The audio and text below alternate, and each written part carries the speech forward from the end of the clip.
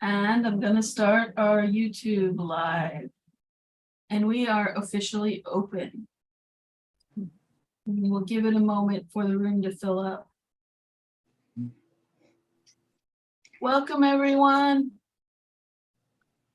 And I also forgot to mention to our panelists, I create a document that I share with the folks in the audience that has links to library news, links back to Brothers in Pen, links to the anthology and that kind of stuff.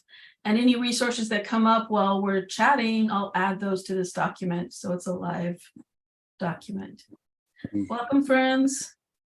We're going to give it the full minute to fill up before we get started. Welcome, YouTube viewers.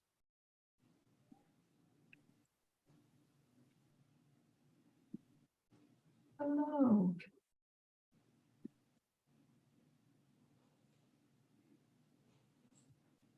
Hi, everyone.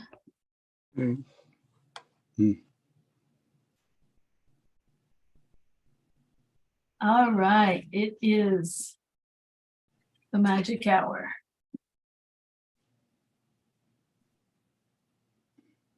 All right, thank you everyone for being here tonight. I am,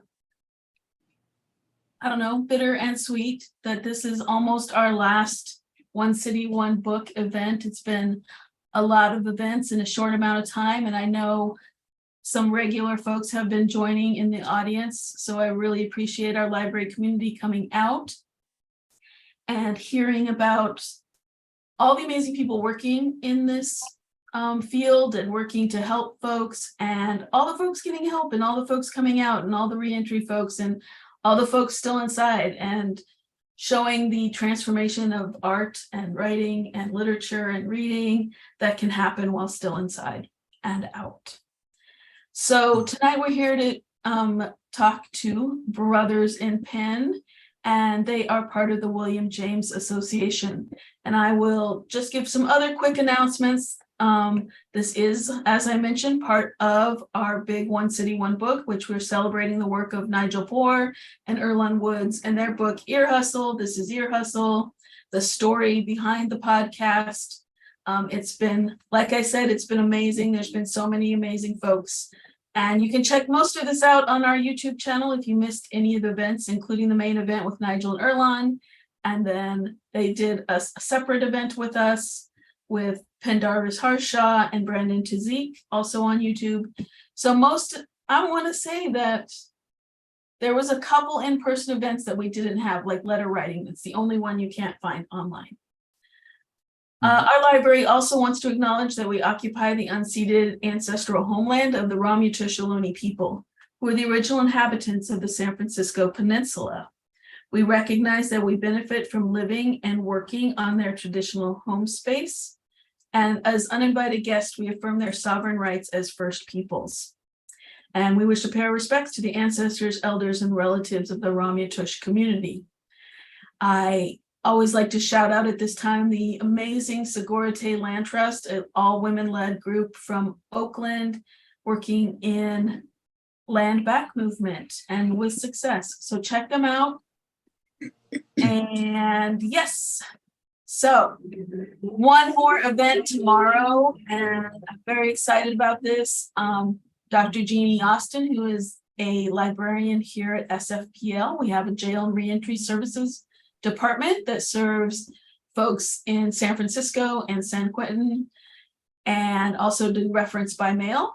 And Dr. Jeannie Austin has a new book out. So it's all the rave in library world, trust me. But the panel will be really exciting, and it's about inspiration, knowledge, and curiosity while incarcerated. And then Wednesday night, not a One City, One Book, but we have author Niloufar Talibi and Kija Lucas talking about their work and in relation to home and what that means. And Kija has a photography exhibit happening right now in San Francisco. So come check that out. I'm here almost every Monday through Wednesday, 7 p.m. on SFPL's virtual library. So you have lots to choose from. All right, so Brothers in Pen, William James Association was the top of my list when I started making all the calls to people I wanted to present. And They've been at this work for a very long time. And we also had the Prison Arts Project last week, I believe that was. All of the programs have run together, but that's available, very good, and I'll put it in the chat as we go. I forgot to mention that I do have a document I share with everybody. There it is, and I'll continue to add to it. So today we have members of San Quentin's Brother in Pen class, along with Zoe Mullery, the teacher, and they're going to share some funny, intense, surprising, and memorable short works of memoir and fiction. And we will have time for a dialogue and question at the after the readings. So go ahead and use the chat. It is the river of consciousness in Zoom land. We love it. Brothers in Pen is a San Quentin creative writing class through the Prison Arts Project, a program of the William James Association, led by Zoe Mullery. Mullery has been running the workshop for 23 years, and many of the writers who have participated in it, some for over a decade, are now on the other side of the wall, living creative, interesting lives, and still writing. 10 anthologies have produced in the classroom since its inception, 7 of which are publicly available for purchase. The class has been honored to have a number of prominent writers come in as guests over the years, including Tobias Wolff, Juana Diaz, and each wrote a foreword for the Brothers in Pen anthology. And I will throw that in the chat too, but let's first turn it over to Zoe Mullery. Hey, thank you so much, Anissa. It's great to be here. It's great to be with these guys. I wish that we could have all of the guys who are out, which is now like 30 or so that I'm in touch with, that I have some kind of contact with, and the number is growing. So you guys are here, representing for all the rest of them that aren't able to be here tonight, but maybe some of them are watching too. So just want to say thank you to the San Francisco Library for doing this event, and thanks to Erlan and Nigel for being good storytellers and getting stories out there that people want to hear, and getting people interested in what's happening in prison. I think Ear Hustle has done a great job of getting people interested in what's happening behind the walls, and that's a great thing. And I want to say a special thank you to Lori Brooks, who's the director of the William James Association, who is just like incredibly tireless in her work of keeping these programs going. And it's always hard, and she's amazing. And also Carol Newborg, who facilitates the program at San Quentin. There's just so many people to thank. But I'm just really glad we're here tonight. And these particular 5 guys have some great stories, just like piles and piles of great stories. And so tonight I asked each of them to just choose one 5-minute piece, which I'm sure was somewhat difficult. So each of them is going to read for a short 5-minute piece. And then afterwards, and we're just going to do that back to back, go through all 5 pieces. And afterwards, we'll have time for you guys to respond. Be sure and respond what you liked, what touched you, what was interesting, because writers always like to hear that. And also there'll be plenty of time for discussion and questions and all of that. And I think one of the things I just wanted to say is one of the great things about doing a fiction and memoir class, which is what we do at San Quentin, is, some people write about prison, and some people write very powerfully about their experience in prison, or a fictional take on prison life. And also some people write about things that have nothing to do with prison. And with fiction, you can be in anybody's shoes in any time or place, and you can, put yourself wherever you want to be. And that's also seems to be a great gift for people when they're locked up, to be able to escape through the means of writing. And so we've got all kinds of stories that come out of this class, both memoir, true stories, wildly imaginative, made up stories, and everything in between. So I'm not going to take up any more time. I'm just going to turn it over to Watani Steiner, who's going to start us off. We're going to have Watani Steiner and followed by Kenny Bryden. They take the award for being the longest members of the class. I think they were 13 or 14 years in the class. Kenny a tiny bit longer than Watani. Then we're going to have Udu Pela, who's going to follow, and Joe Crowder and Noble Butler. So I'm going to let them introduce themselves, and I'm going to turn it over to Watani. Thank you, Zoe. Well, don't want to waste up too much more time. By way of introduction, my name is Watani Steiner, and I was arrested in 1969 after a shootout on the UCLA campus in which 2 students were shot and killed. Although I was unarmed and hadn't taken part in the shootings, I suffered a bullet wound in the shoulder. Subsequently, my brother and I were wrongfully convicted and sentenced to life in prison for conspiracy to commit murder. 5 years later, in 1974, my brother and I escaped from San Quentin State Prison and fled the country to South America, where I lived in exile for 20 years. In 1994, concern for the safety and the welfare of my family in a country torn by political and economic unrest, I voluntarily surrendered to the U.S. Embassy in South America and was brought back to prison to resume my life sentence. After 26 years of incarceration, on January the 11th, 2015, I was finally released from San Quentin. Now, while I was back in prison, anticipating my eventual release, I had always thought that, the major challenge I would be faced with upon my release from prison was the technology. That's the cell phones, the computers. But my greatest challenge was not the technology. It was my relationship with my children. So I'd like to share this piece that I wrote after I was released from prison and discovered the challenges I had with the relationship with my family. So if you will, the title of this piece it's from my memoir. It's called Collateral Damage, Our Children Suffer the Most. I soon realized after my release that prison provide a buffer between you and your relationship with your children. You write letters, send cards, have occasional visits, and you talk briefly over the phone. You try to stay connected and in a relationship with them. But when you are released from prison, that buffer is no longer between you. You now have full access to all their emotions, their fears, their wounds, and all their pain and anger.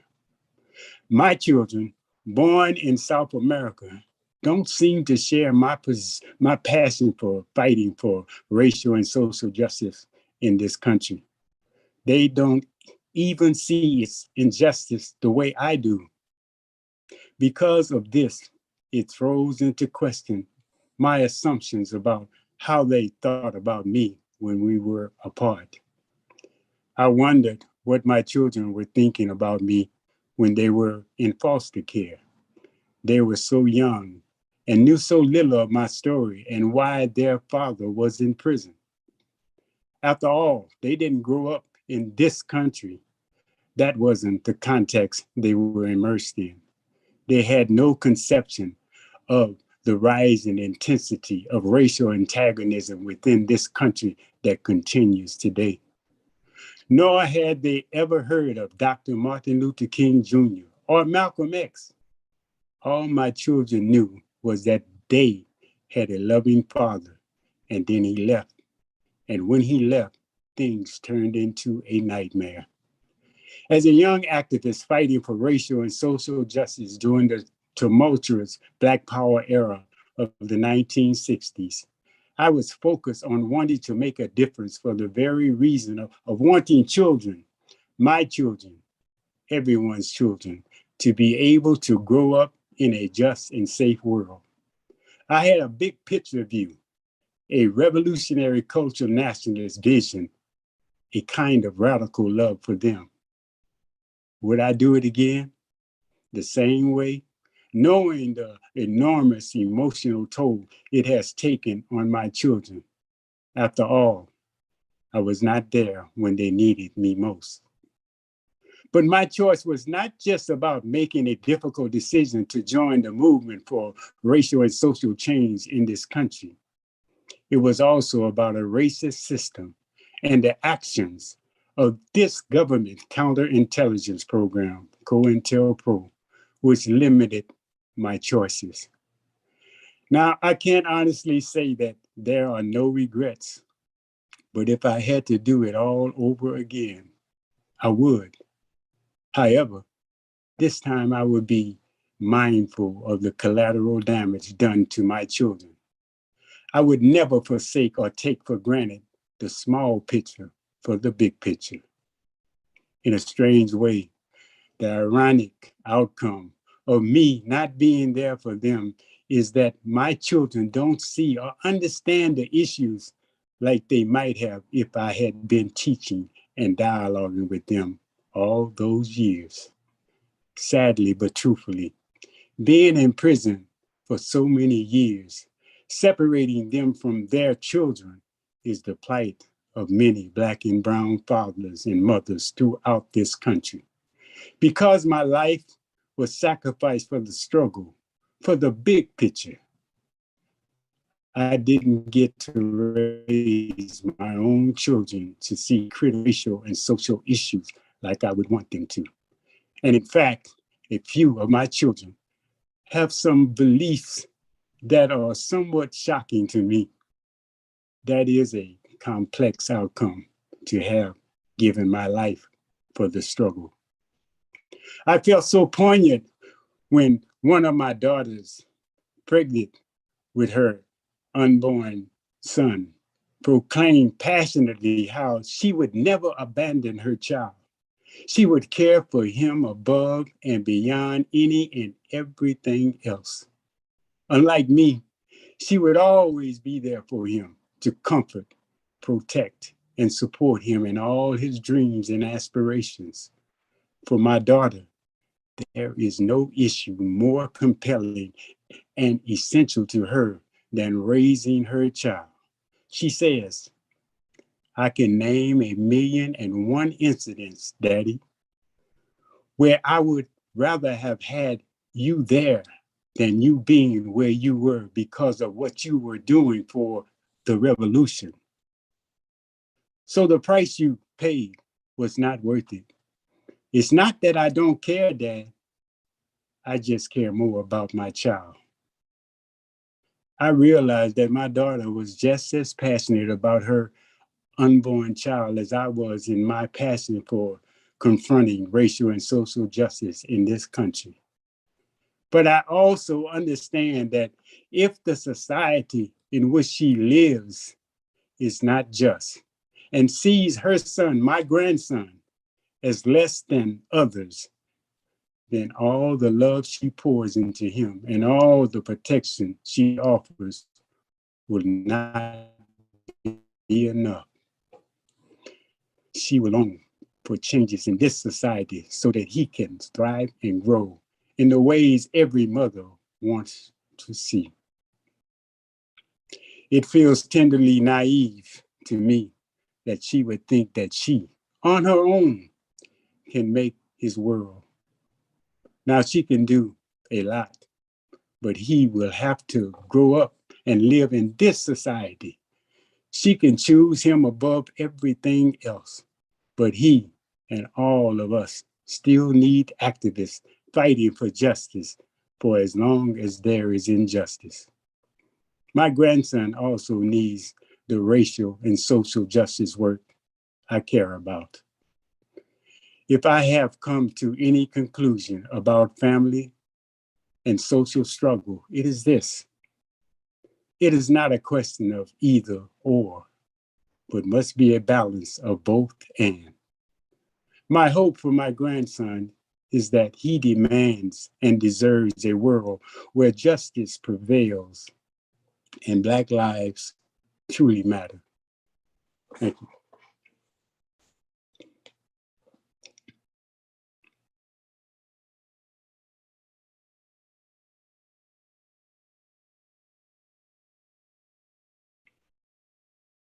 Thank you, Atani. That was Thank you. beautiful. Thank you. All right, we're going to go straight on to Kenny. Please put your comments and thoughts in the chat when you're ready, but also give your full attention to Kenny right now. Yeah, hi, my name is Ken Bryden. I was incarcerated at the age of 19, serving a 7 to life sentence. And, many of the things that, the mass incarceration and such things, I was an eye-on person watching it all as it unfolded and grew, in this industrial complex that we talk about. When I first came into the prison system in 1978, there was 13 prisons, and by the time I paroled after serving 39 years, there was over 35 of them. And I watched all the things that unfolded in that system and how it affected everybody and anything. And I got to San Quentin, on April 1st, what an ironic day, of 1993. And I got involved in many things there, but I've been staying busy, and I stayed and applied myself very well in many levels. I was a clerical, I had some good clerical skills, and it afforded me the opportunity to do a whole lot of writing. And one of the first, and I got to the idea of decided I wanted to write a novel. And in a 6-month period, I knocked it out, and I submitted it. And I had a publisher that grabbed it and started vetting it out to the almost, to the process, and they took it one step away from getting it published, and and then they turned it down. And so disappointed as I was, I felt inspired and decided I would keep on plugging at it. And by the time I got into Zoe's class, I had finished my second novel, and I thought I had arrived, but very quickly in working and writing and stuff like that, and I was getting constantly nagged on by Zoe to edit and revise and to rewrite and to revise and rewrite. I slowly but surely realized that my first work had needed a lot of work in the first place, and I continued, but I persevered with that. I saw the PEN America being posted up on there, and back in 2006, I believe it was, I got an honorary mention for one of my short stories. It was titled San Quentin, July 4th, 1975, and it was a fiction piece. And thereafter, I started to continue to write while I was at San Quentin. I was also teaching a Christian creative writing class. And also I got involved in the San Quentin newspaper, and I became the first editor-in-chief of that. When the newspaper was resurrected after 20 years of being out of print, and it went on to do some quite phenomenal things, and certainly I think it opened up a whole lot of doors. Ear Hustle, I think, was a big opportune from that, and I just love the passion of writing. One of the things I like about writing is, and the motto that I have is that it untangles my thoughts. And so the journaling and even fiction writing has given me a new perspective on my own life. This particular piece that I'm submitting here or presenting it's been published in England and a number of other places as well, in New York and some other short story collections and anthologies. And it's about my relationship with my father. And so it's titled A Course in Reconciliation. On the north side of the Golden Gate Bridge on 101, a sign reads San Quentin State Prison. On August 31st, 1995, I still imagine my father took that off-ramp with my half-brother Ty. I smelled the buttered popcorn as I came up to the entrance to where I would see them. Visit, I said to the prison guard. After a quick pat search, he said, okay. And I walked into an area half the size of a football field. 3 rows of knee-high tables ran its length. The noise level was the constant din of many voices. My father and Ty waved from the far end. Approaching, I focused on my father, saw the still fresh pain showing in his face. Hi, Dad, I said. Hi, son, he answered. We gripped each other's shoulders and looked into each other's faces. His gray eyes misted, but he remained as I knew him. Hey, bro, I said to my brother. Kenny, he said, hugging me. Ty was a prison guard in Arizona.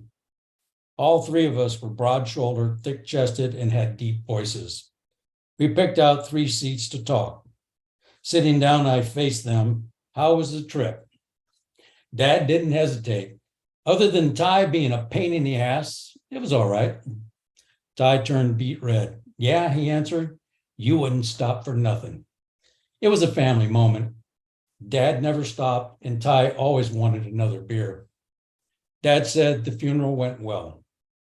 His voice shifted. Mark was cremated. My stomach twisted. A body didn't really seem so dead, unlike a pile of ashes. I asked, how's Mom taking it? Dad took a deep breath, not very well. I sighed and nodded before asking about my other half-brother. How's Hugh? He's okay, Ty said. We talked to family for a while before Ty stood up, pointing to the prison guards he'd met previously. I'm going to go talk with them. I watched him leave. I turned to look at my father and the tattoo on his forearm. Now faded, it was a black panther with its claws digging into his skin. Some veterans here at the prison had also had it, and like my father, they only give me a pained smile when I asked what it represented. I began a mentally script conversation. So, what are you going to do? Dad said in a calm voice, I'm taking Ty home before I go back to Fresno. His face was blank. I looked away, trying to remain calm. I shouldn't speak my next words, but it now fell on me. And I took in a deep breath. I don't think you want to be my soulmate. My words surprised him, but he answered, nobody does that to my son. My heart was beating fast. With my 17 years incarcerated, his message was clear. Seeing past my own grief, I considered what Mark's murder would mean to my father. Dad was fearless and bold. A pioneer in skydiving, he was the first American to log over 1,000 free-fall jumps. A master sergeant in the Green Berets, he was a well-trained killer. 2 tours in Vietnam had given him the Bronze Star and a Purple Heart. My father sat across from me. His eyes were wide as he processed my knowing his intentions. I broke the silence. Let the legal system deal with him. He leaned forward and spoke in a hushed voice that was impossibly deep. I don't want those fuckers alive. I want them dead. He pointed a finger at the table as if it was guilty. I'm going to tie them to a tree, and they're going to see what I can do with a knife. He looked around the visiting room with his jaw clenched and his strong hands opening and closing. They're going to die like dogs, just like they left my son. I continued. You know, prison is full of people who've done just what you're thinking about doing. A slight sneer turned up one side of his mouth. What are you going to do, turn me in? I said, there are no perfect crimes. I gestured around to remind him it's just where we were having this conversation. I glanced over to see Ty enjoying his talk. A moment later, Dad sighed, and he said, I know Mark wasn't a saint, but he didn't deserve that. I extended my hand palm up, and he says, I get it, I said, but there's a family out there that also hates me in the same way. I paused. Would you like them to do that to me? He nodded and took a deep breath. I hear you, son. Sitting erect and unclenching his hands, but I'm not promising a fucking thing. Ty returned and looked from one to the other. And he says, what's up? All good, I said, looking across the table. Dad said you two were going to stop and toast Mark with a beer. First, my father scowled, but afterwards he laughed and nodded. Of course. Thank you. Thank you, Kenny. That was powerful. I've heard that story many times and it always gets to me. Thank you for sharing that. And now we're going to turn it over to Udu. My name's actually Lawrence, but Udu is a family name. Everybody here is family. When I write, I certainly am not Lawrence. I'm much more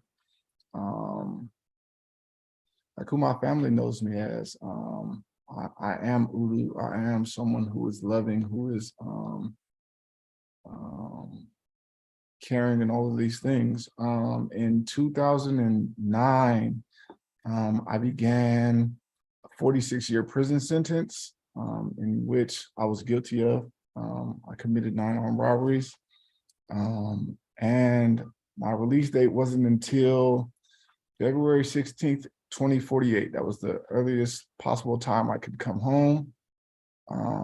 But it was nothing short of the grace of God that on July 11th, 2019, I was released. I got my sentence commuted by the governor. Throughout my whole time in prison and being incarcerated, it was a struggle. It was a day-by-day grind, especially because for me, God had shown me so much. He had done so much in my life that it was like, okay, I can no longer just live for me. But that's not easy. And as I've come home, it still hasn't been easy. It's been like a day-to-day just struggle. The piece that I'm going to read for me when I was inside very much encapsulated that struggle, that day-to-day.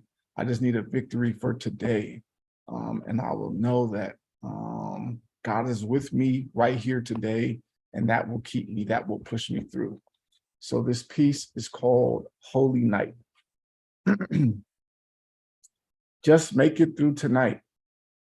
At 14 years old, Major Williams had come to believe he was an acquired taste, like a black jelly bean. He had been homeless for over 2 years now, accustomed to the brittle blankets and oxen-like musk of motel rooms, deeming them more manageable than the frigid experiences at Tent City. I gotta piss. The husky voice was like ice cracking on a frozen lake. Easing the heavy arm away, Major let thick fingers glide across his back. I won't run. His reply came not because he didn't want to, but rather because there was no one or nowhere else to run to. Wrapping himself in the stale sheets, he lost himself in the silver lettering of the blue book laying upside down on the nightstand. Holy Bible. To him, that word was just an idea that passed by but never stayed. Holy was like the women who had the nerve to ask why he was out alone so late, handing him all the cash they could find in their purses before wishing him farewell. Holy was like the restaurant owners, tossing him scraps after kicking him off their premises or scaring away customers because of his filthy, jagged-toothed smile. Holy was like the social workers, leaving him wearing freshly creased clothing in homes with liquor cabinets larger than their refrigerators. It generated a beautiful sound in his mind, yet whenever it came near, that's when it was sure to vanish. You asleep? Major forced his eyes open as the side of the tattered mattress was kicked. Don't get comfortable. I ain't staying too much longer this time. The words were cold, like outside hands were slipping themselves under the covers. But the room was so warm, warmer than any life Major had known thus far. You said we'd be here all night. Major's concern was not with affection, but being out in the brisk air. I got a life to tend to. I'm not staying with you all night. Heaving the covers from the bed, Major raised his malnourished, midnight-colored body. I got nowhere else to go. I don't give a damn. Upright and sure-footed now on the thin green carpet, Major protested in his dingy tube socks. Their two blue stripes magnifying his ashy knees. If you don't sit down, a pudgy forearm sent the boy crashing into the AC unit. Major reached for his pants, pulling a blade from the pocket. Don't you ever touch me again. Are you serious right now? Major felt the chill of his grim, condescending eyes. Clasping the white cross engraved on the blade's handle, the slender boy transformed from frail to ferocious. I swear to God, I'll kill you. You ungrateful little sewer rat. I feed you, give you money, a warm bed. The man spoke more from fear than fury, being far removed from the hunt. It ain't free, Major defended. What, you think you're special? There's a million of you out here. Major resisted his shoulder's desire to relax, fixated on the cunning core of the man. Don't forget how it was when I found you, freezing, pale, and putrid, being trafficked by parents who sell anything for a hit. Major twitched, planting in the corner of the room. That's the future you got without me, which we both know ain't no future at all. I don't care what you think. I don't need you. As long as I'm right here, I can make it. You know what? I'll let you stay here tonight, because this night's the only thing you'll ever have, ever in life. Come tomorrow, on your own, you ain't gonna have nothing, not even a future. Long after Major deadbolted the door, the man's hefty cackle radiated in the toasty room. Major still bathed in the wet heat, sputtering from the rust-spotted shower head, his future of no concern. Those hateful sentiments holding as much weight as the plastic powder blue shower curtain hooks freely dangling up above. The only proof to be had was this moment, and it he would seize, feeling holier than the priest who provided him warm shelter in seedy motel rooms. Wiping away the steam, fogging the chipped mid-sized mirror, tears streamed down Major's glittering cheeks. From the other room, the blue book partially reflected in the glass, its letters unruly. Thank God I'll make it through tonight.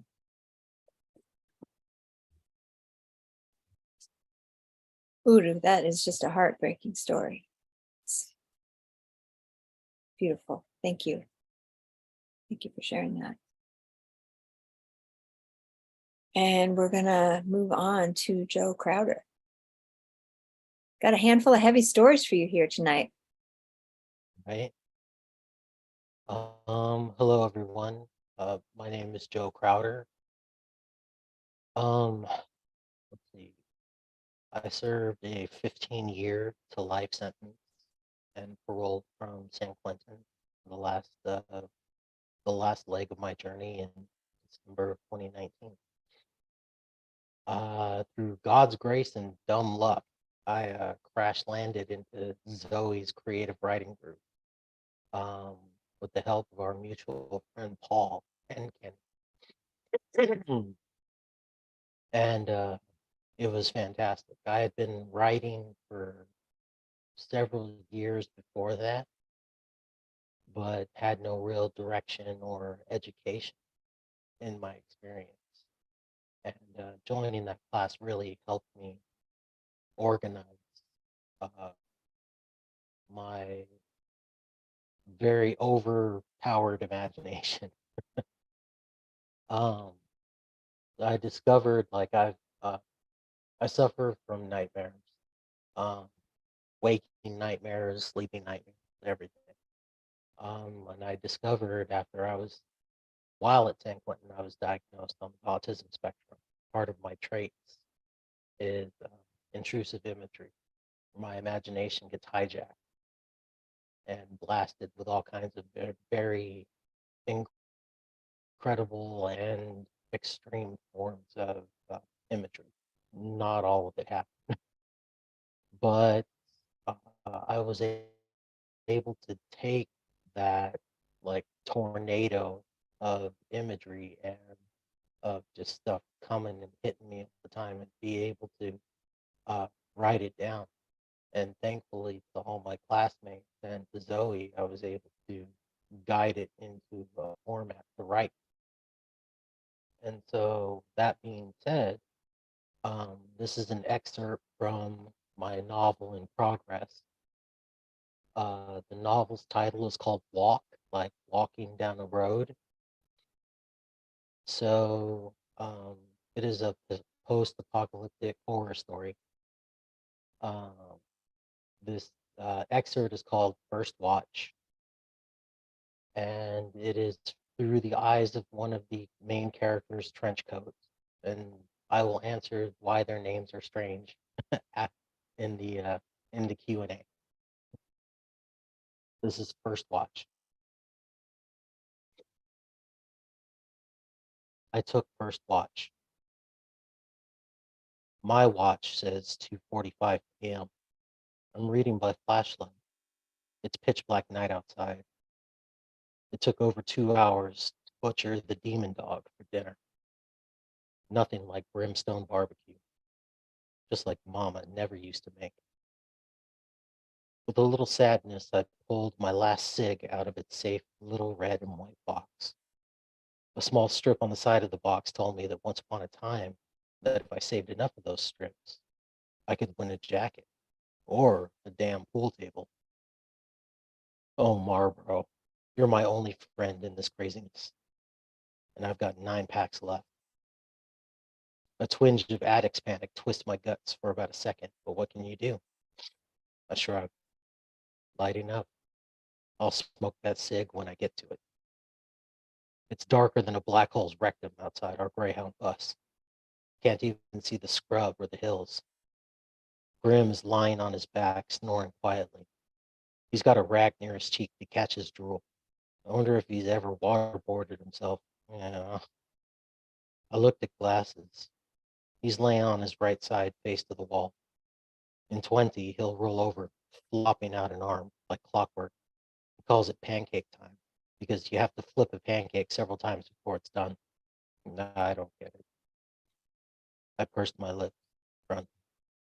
All is quiet, blessed be. I wanted another cigarette, but never got another pack for my stuff.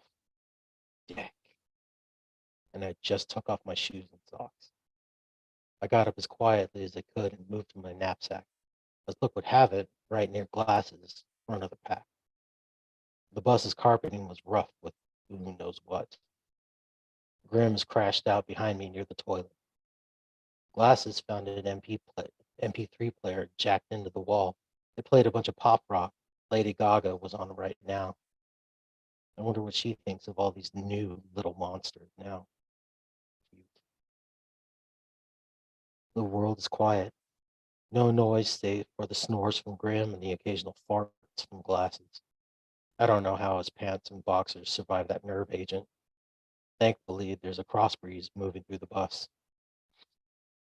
I padded softly past Glasses without problem until I heard a very quiet but distinct of metal break.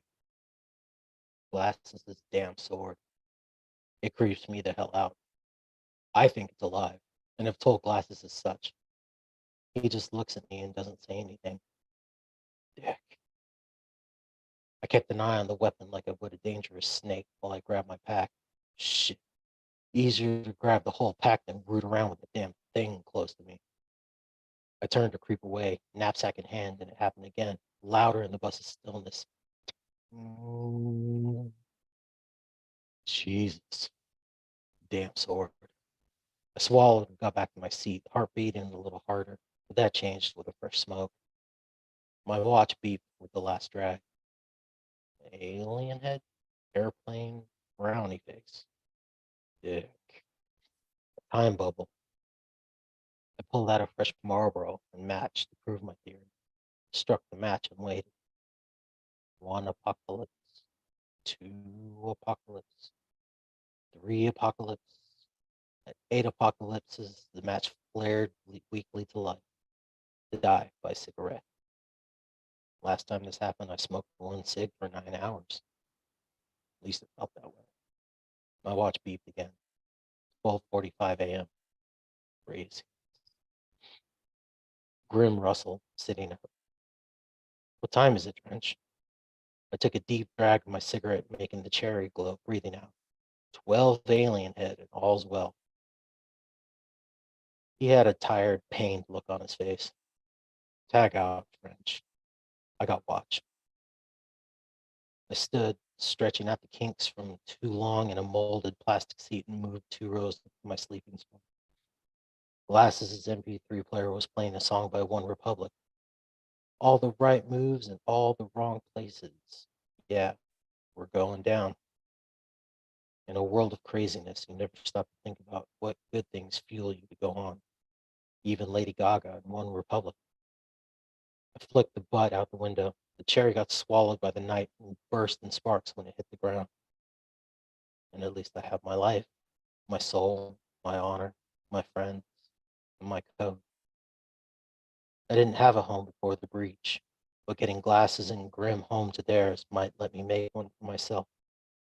And that's an even better deal than what we've got now, traveling south through all the insanity that we've survived. I stuffed my trench coat into a pillow and lay down praying. Let me wake in the morning. Let me live another day. Let me repay my life debt, Glasses. Let me never be dishonored. Let me find happiness in the South.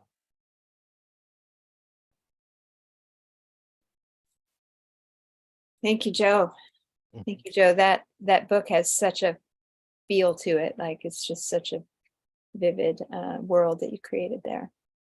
Thank you for sharing that. And for our last reader, we've got Noble Butler. Hello, everybody. My name is Noble Butler. Some of you might know me as Theto. I am in a nutshell, I'm a former gang member from Los Angeles, did 30 years on a 15-year to life sentence for second-degree murder. And I was, just like all the other brothers that you heard from tonight, was blessed to be allowed to have a second chance at being a member of society. So, and during the course of my incarceration, I had a pretty big paradigm shift in my thinking. And I went from being a self-absorbed, kind of a weird thing. I was both self-absorbed and self-destructive thought process of street and gang life and stuff like that. And I became very conscious and aware of a lot of the different things that were going on in the world around me.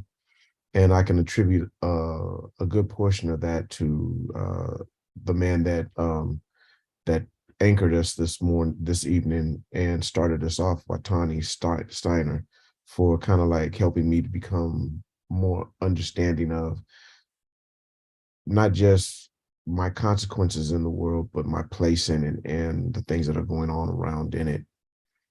And so this piece that I'm going to read is kind of reflective of my conscious awakening to the world and the injustices that are done to Black people in this country.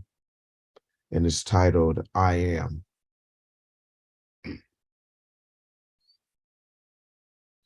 Bang, bang.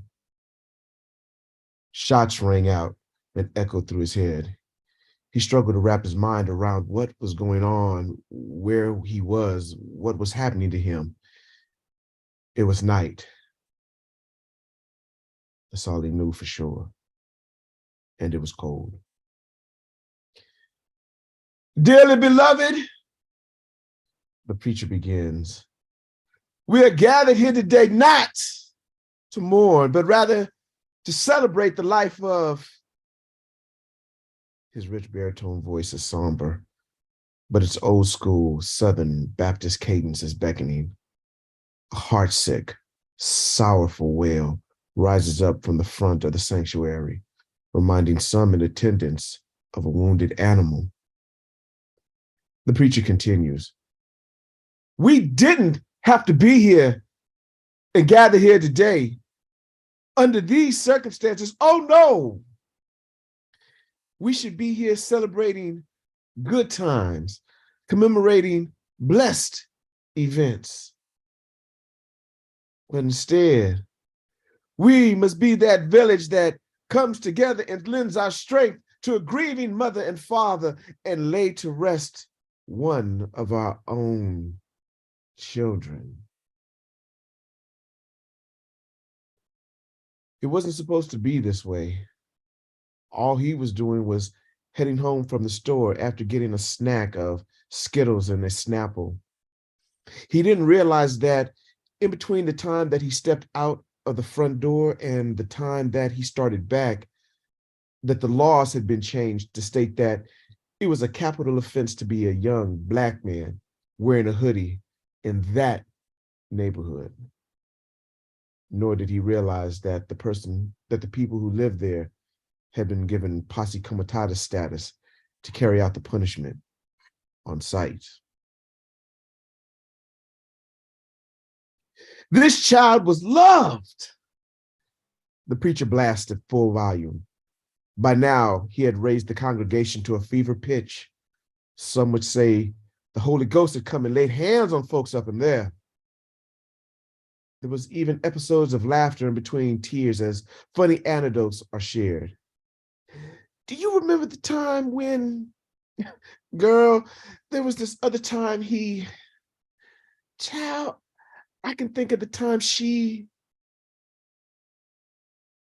But even in the midst of these lighter moments, it is impossible to forget that this congregation is missing one of its members, that one of the most important stars in the constellation had fallen from the sky. Occasionally, someone would steal a clandestine glance toward the gleaming treasure chest resting at the foot of the altar up front and be reminded of its contents, the totality of one woman's most precious prize, the fulfillment of a man's bloodline. And somewhere in the back of their minds, they swear they can hear the heart-wrenching bleat of that wounded animal.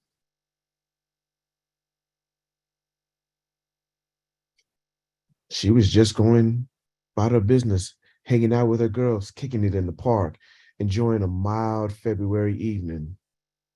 Her friends never tired of her stories about her trip to DC or performing for the president. And not just any president, the first Black president. And he was from Chicago at that. She reminds them that the inauguration was also in the same year as the 50th anniversary of Martin Luther King's I Have a Dream speech and the 150th anniversary of the Emancipation Proclamation. She connects them to a rich history, reminds them they are more than just some South Side projects, infuses them with dreams of tomorrow. Until chaos erupts at the other end of the park, and a metallic wasp, moving faster than the speed of sound, and with no concern for who it stings, strays from its intended path and instead bites her once, giving her sleep, but stealing away those dreams.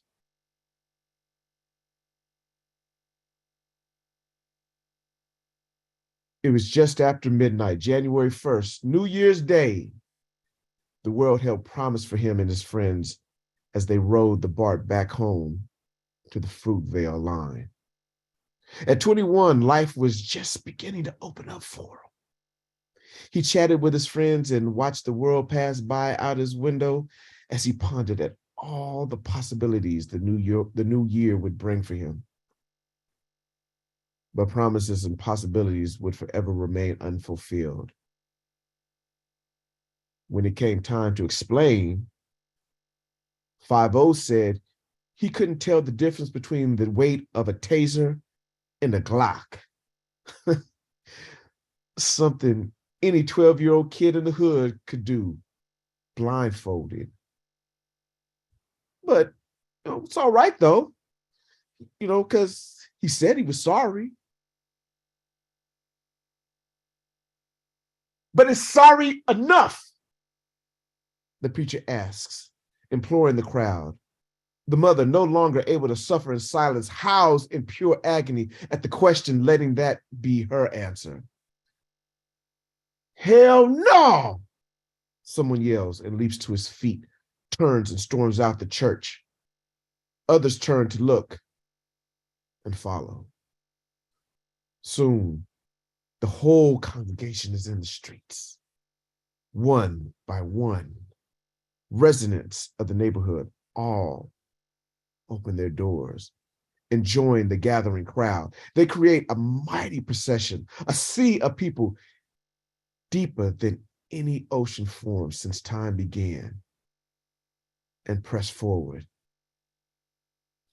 They arrive at the gravesite and the sea parts, allowing the mother to come forward with the treasure chest,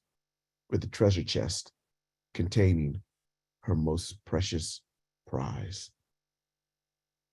And they lower it, returning to the earth and to God that which is his.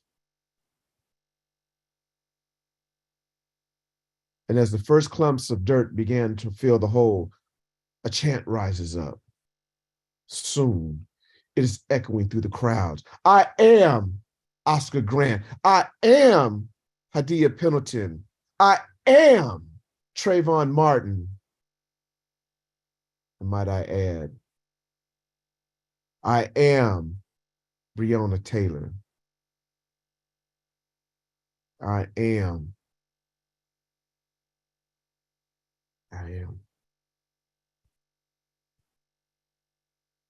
Thank you. Thank you, Noble. You pulled that off even on Zoom. It's hard to do. Well, that was a bouquet of very painful and beautiful stories. I didn't realize they were all going to be quite so painful, but I think that's a lot of what happens in our class, is people share, a wide range of the colors of emotions, and this is what we got here tonight. So that was a beautiful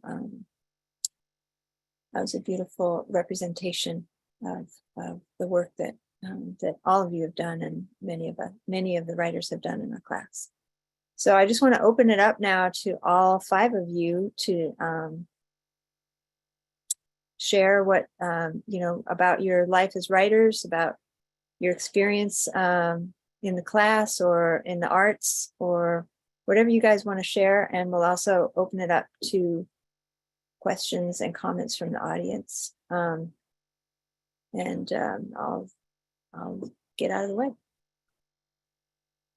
I don't got much to say right fast. So I'm gonna kind of steal the show real quick, and just say I hadn't known anyone in prison personally before I went to prison, and it's still like, as I'm here tonight, like listening to all of my brothers read, like it always reminds me of how when I got there, how shocked I was about how talented, how exceptional people are incarcerated. And it's not like it's just some old, like, oh, it's just a gang member guy who's the evil guy, who is just this criminal. That's who's in there. That's who I'm gonna go encounter right now. I am blown away by y'all, man. And I love y'all. I love how y'all aren't afraid to be who you want to be. I like how you write and how you'll express all of these different emotions. Like y'all always have like just kept me encouraged. And so I thank y'all for just being who you are in spite of our circumstances. You know what I mean? Like, and I really appreciate our class. Zoe, of course, thank you. I cannot say enough about us having advocates, people who are willing to spend their time to come in and sit with us and allow us to have a place to grow and to really like hone these skills that we're trying to build. So thank you, Zoe. Thank you, everybody like that. Nige, everybody, like you said, Carol, so many people who was coming in doing these programs so that we could do what we wanted to do, just to be us. And so that's it. That's all I got.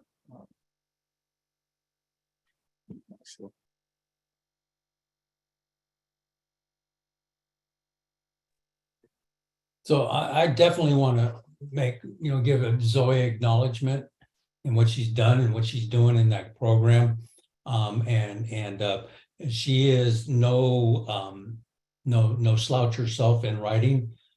She's brought in a number of her stories to share with us, and she has definitely been published in a number of different venues, and I've really appreciated what she's shared there. And the opportunity to get to read her writing is as much as is a great thing. Somebody asked, and the thing is what kind of writings or reading do I do? I did a lot of science fiction back in the day, some fantasy, but I also really enjoyed Tobias's Wolf's work, and I did a lot of reading out of Joyce Carol Oates and what she did. So there was a lot of different things that I did. I can't say that all of my writing was particularly what you would call classic literature or anything like that, but I did a fair share of that as well.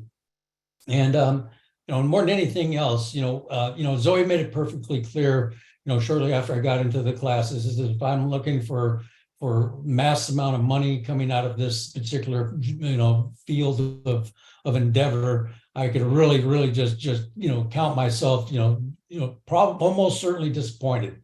So being able to be there and to do that, more than anything else, it was cathartic, and it gave me a release for my own thing, and it gave me an opportunity from an incarcerated position to reach out into the world outside.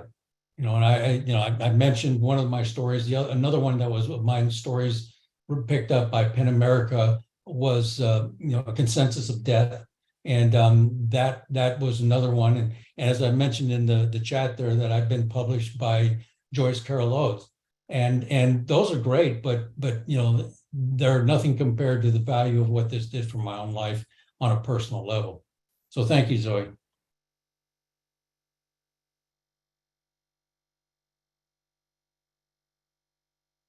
And Watani needs to unmute. Yeah. You have Watani. Connie, you're muted. All right, got it. There we go. Yeah. I won't repeat what everyone else says, because I'm definitely in sentiment with the words that were spoken. I just want to give a little context about the type of class that we have inside of San Quentin.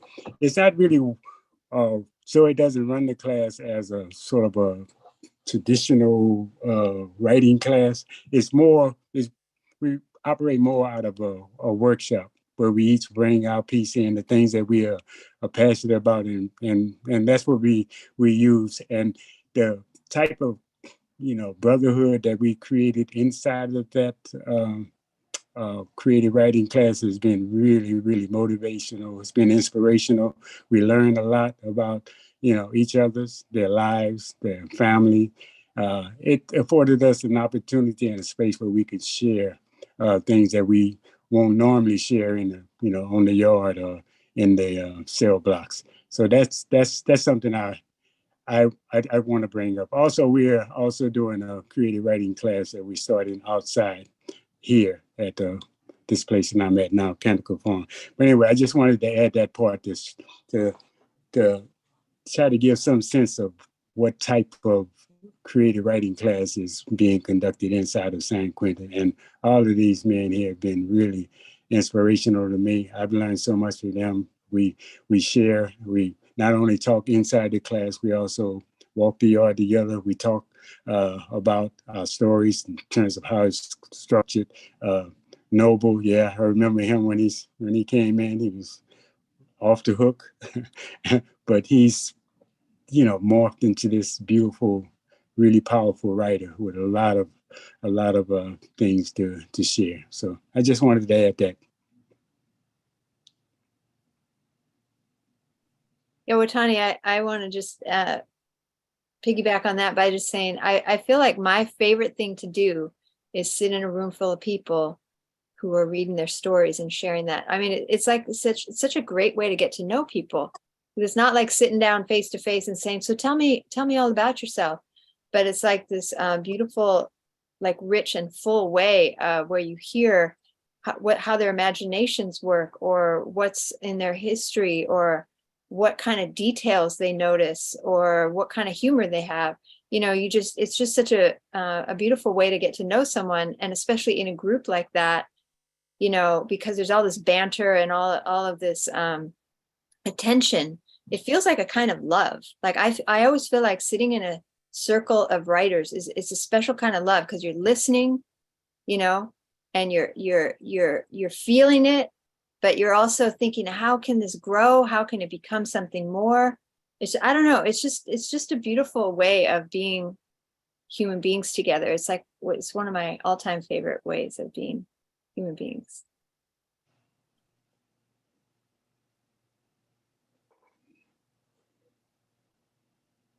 Yeah, I agree with everyone. Um, being being able to get invited to the group when I was inside San Quentin was amazing. It really helped me focus focus my thoughts and feelings and things like that. Really kind of start helping me get my stuff together. Um, to avoid the nonsense and shenanigans that the prison, offers, and to be around positive people and positive influence. It was a really great opportunity, and I was so very happy that I was able to do it.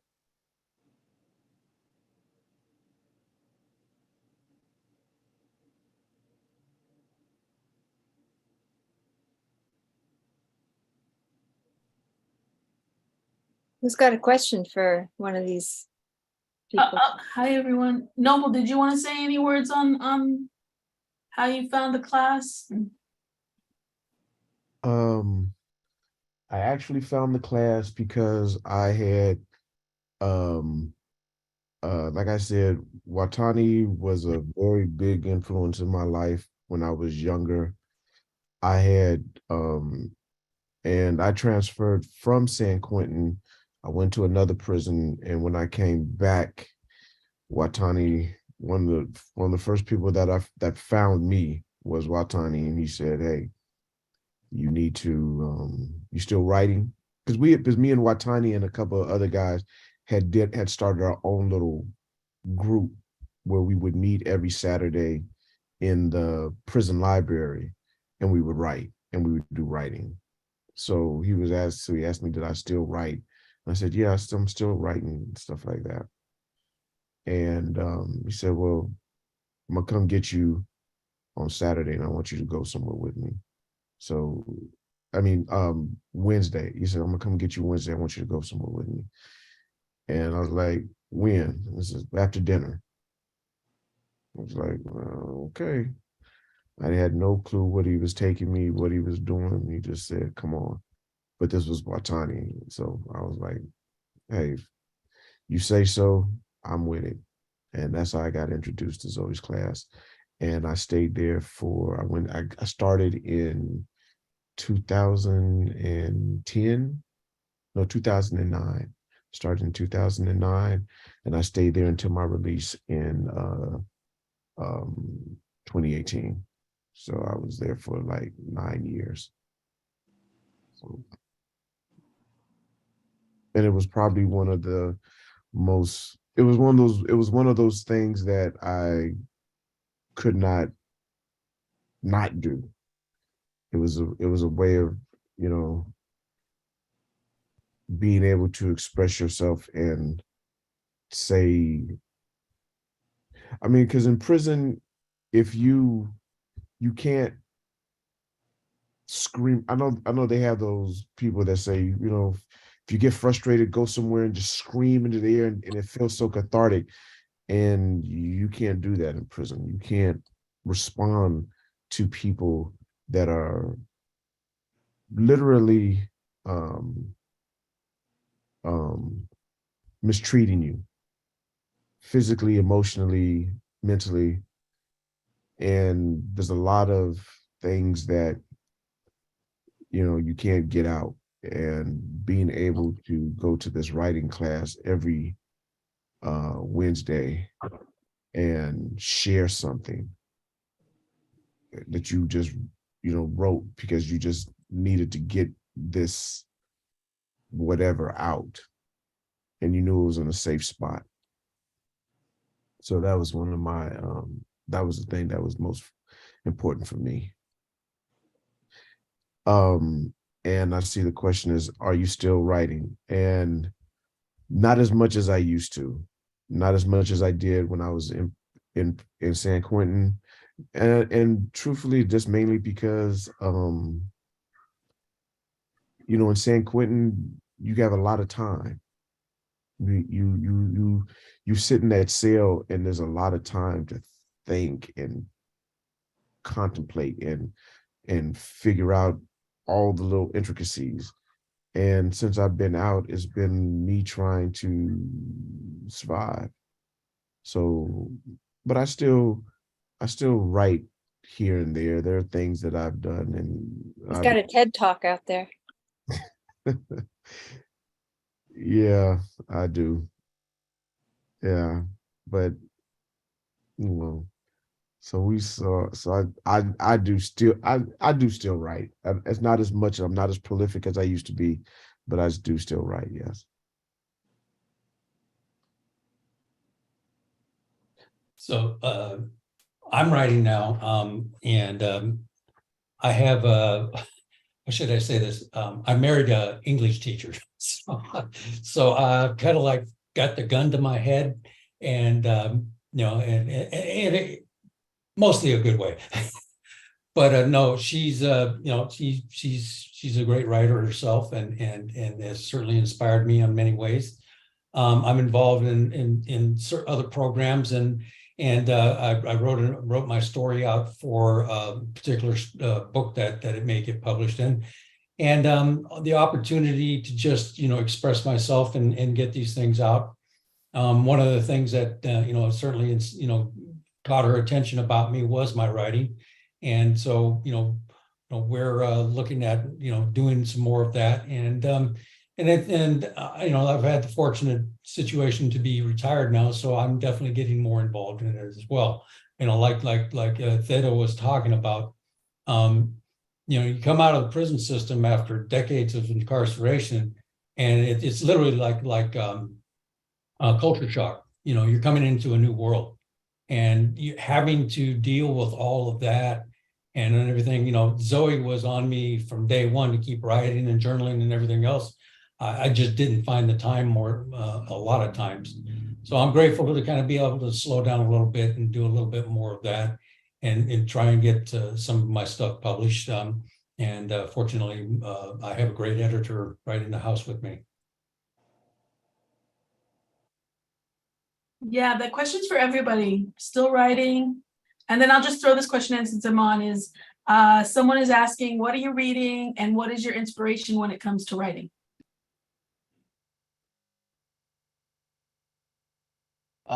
So I am still writing. I'm currently enrolled in the bachelor's program for creative writing at San Francisco State, which is kind of, it's not gun to the head enforced writing, but it definitely lights a fire under my nethers to get me to write. And aren't you Um, gonna teach too? Yeah, I was asked to teach a horror fiction class one of these semesters coming up. Um, so there's I suffered from like writer's block. Like I could barely scratch out a paragraph for like 3 years. I was dying. It was just awful. And I started taking this course, which is a one-on-one directed writing program with the professor. And we were working on my novel, and he was just like, he's like, "Why are you stuck?" And I said, "I have no idea." And then he just started to ask questions, the easy questions, like, what do you want to see done? What is the end result of this scene? What are these things? And all of a sudden, like, the spark just like exploded in my brain. And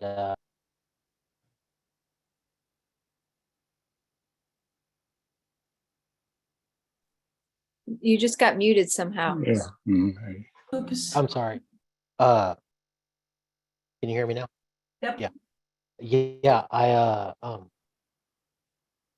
So anyway, yeah, the professor just asked me these questions, and it broke me loose. Long story short, and I finished a chapter I've been cursing for 3 years, and was able to knock out like 2 more chapters, and finally like gaining some momentum to finish this dang book, uh, which I'm so happy about.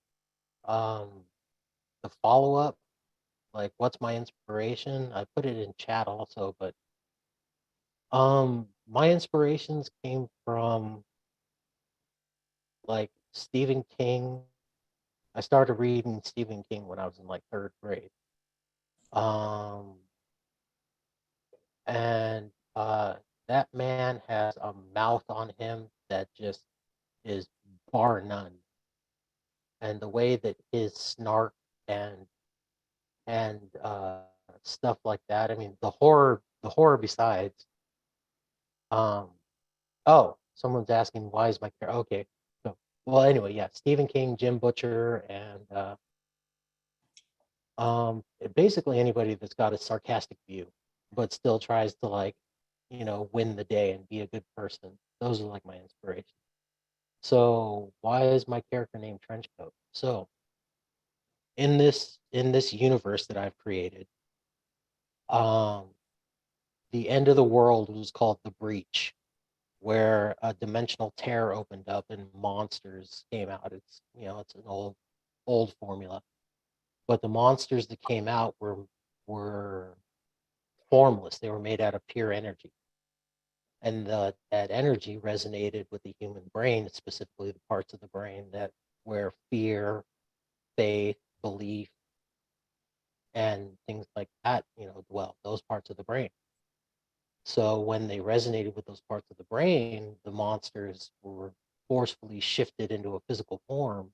One of those, and then all these other reality altering things started happening, like magic and stuff like that. So the characters are named Glasses, Grim, and Trenchcoat because they can be affected by magic. And one type of magic is that if you know someone's real name, you can find them anywhere. You can do anything you want to them. You can enslave them, kill them, transform them into whatever, So they protect themselves by naming them, so giving themselves these nicknames. And that's why their names are Trenchcoat, Grim, and Glasses. Thanks, Joe. Watani, do you want to say anything about whether you're still writing? Mhm. I knew that's coming. Yes, I am. Yeah, it's a little touch and go after I got out after so long. But one thing, well, I started writing my memoir, as you know, Zoe, for many years inside, and it kept 22 changing. years ago. Yeah, quite a while. And so the writing process to me has shifted during my incarceration. I started writing when I first started writing. I started writing out of anger because I was mad at the government. I was mad at them crossing me on my with my children. I was just writing out of anger, and so all of my writing was around there. But then when I got in Zoe's class, then she started writing these annoying little comments in the column of my in my writing, which used to annoy me, and we used to go back and forth having a tug of war. But I also realized in the class that what was happening, that my story started moving from my head into my heart, and I started looking at things from from all sides. I started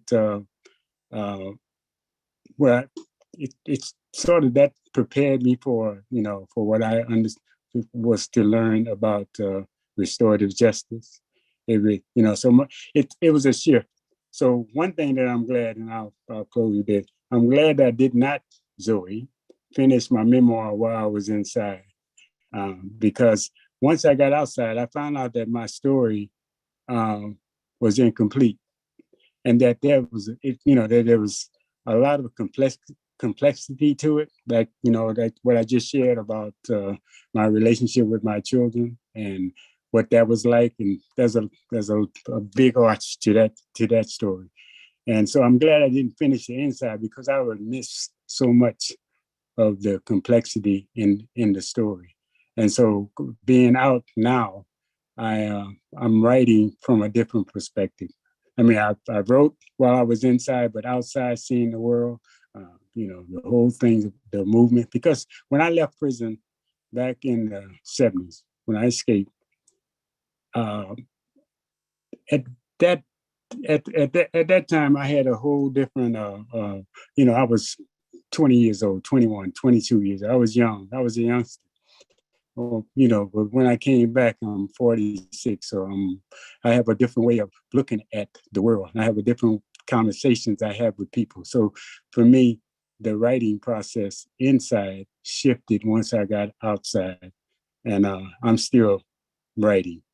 And I have to, as a matter of fact, I had to carve the book up into 2 books instead of 1 book. The first book I have, I titled Something More Precious Than Freedom. And that title covers, my growing up in the Jim Crow South. It covers my involvement in the movement. It covers the reason I got in prison, why I had to escape. So that was the first book, all the way up to that. But then once I got out, I knew that there was a more to the story, and so much things that I had to tie, so many threads I had to connect together. So the second book that I'm working on now, Zoe, and 2023, I will have it published. Wait, that's on record. That's on record. That's right, I know. And, I got your phone number too. And the title of that one is To Stumble is Not to Fall. And that comes from an African proverb that says, to stumble is not to fall, only to move forward faster. And I think that is something that captured my my life in a sense. I learn, I fall down, I get back up. I keep struggling, and I keep learning from my mistakes and moving forward. And for me, so that's why I had to break up the second book. So yeah. Yeah, and Zoe would maybe write the annoying prompts, but I would speak out annoyingly to him as well, and point out things that, and I definitely heard a lot of I heard all of Watani's story as it was written back then. One of the things that Zoe does or did back in the day, I don't know if she still does it, I presume she does, is just bring in prompts and these little pieces that she wanted to put. And as a result of that, I wrote an entire novel based upon those prompts. And that was quite an interesting journey on many levels myself. But the reality is it was about a guy who was doing life without parole. Only now I got to finish that story up and talk about him actually getting out and how that worked out too. And but there was a whole lot of camaraderie that we definitely did. And more importantly, there was trust. And there was this mutual respect for each other's work and stuff that went on in there that really helped us to get down the road. And sometimes the criticism was a little bit or quite a bit annoying. But the reality is that more often than not, when I took it to heart, and and there's no question about it as far as I'm concerned, anyways. Zoe's class, you could not have a thin skin. We had a lot of guys that come in there, and they thought, well, I'm going to come in here and I'm going to show you what a good writer is about. They didn't last very long, more often than not, unless they toughened up and really just was willing to listen to what was being said and the critiquing that was going on there. And we got some good writing coming out of there.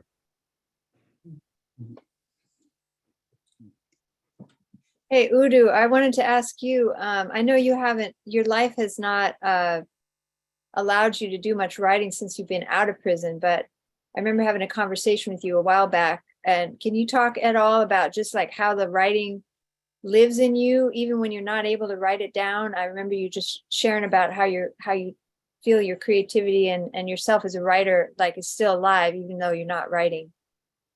Yeah, I mean, I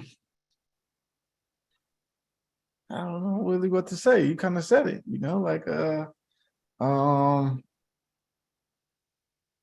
like life for me right now has very much just been about like providing for a family, and so that's certainly something that is very new for me. However, like, I think I just need to be better at like managing my time, because I think the stories, someone had asked like the motivation and what is all that stuff, like what are people's inspiration? And I'm not somebody who reads much at all, really. Like, I do not read for nothing. And I think like the biggest thing that has inspired me, right, like, is just experiencing other people's lives and looking at people and being like, wow, you have a cool story. And having like some type of idea about how it goes. And then I got a crazy imagination, letting my imagination kind of just go with the rest and fill in the rest. And I think like just because of how life is, it will always bring you more than enough stuff, or for me anyway, it brings me more than enough stuff to write about. I think my heart's always on a lot of like different things. My faith always keeps me in the place where I'm just like, all right, think about this stuff from somebody else's perspective, not just my little small mind and how I do things, but how would somebody else do it? And so like that stuff very much inspires me to do stories and keeps me like, ooh, how would I write this little story if you were going through, this type of thing, which I don't know nothing about, but what would that possibly look like for them? And so then that stuff kind of just always boils up in my mind. I just got to do better at putting it down to paper. We got Apple MacBook Pros and laptops now. I don't have to worry about pen and paper anymore. Or that little crazy tablet we have. What was that tablet thing? What was that thing called? The Neo. The Neo. Oh my God, the Neo. No more Neo. It was the closest we could get to a computer inside.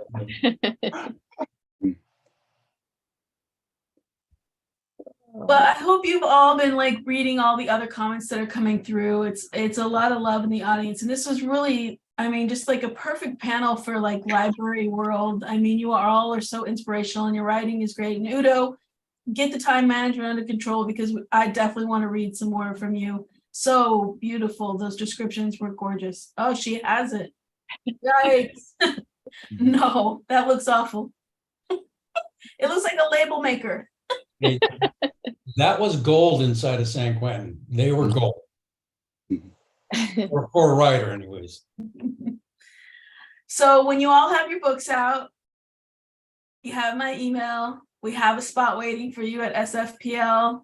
Come on through. Let's do an author talk and an hour of each of you. Sounds wonderful.